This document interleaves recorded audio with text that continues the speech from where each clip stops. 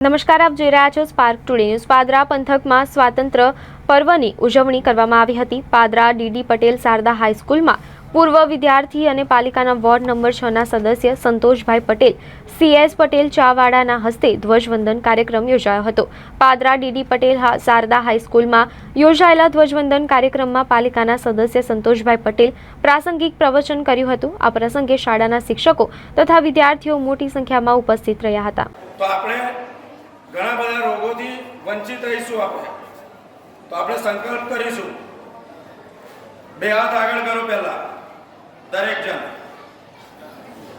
હું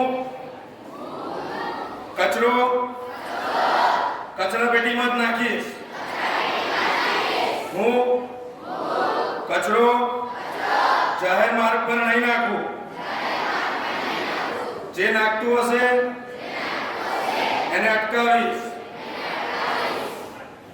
તથા જે કઈ ગાડી આવતી હશે, સાયરન ગાડી આવતી હશે, એમાં જ કચરો નાખીશ।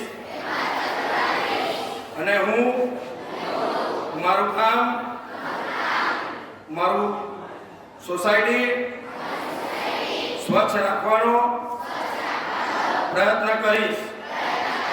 અસ્તુ।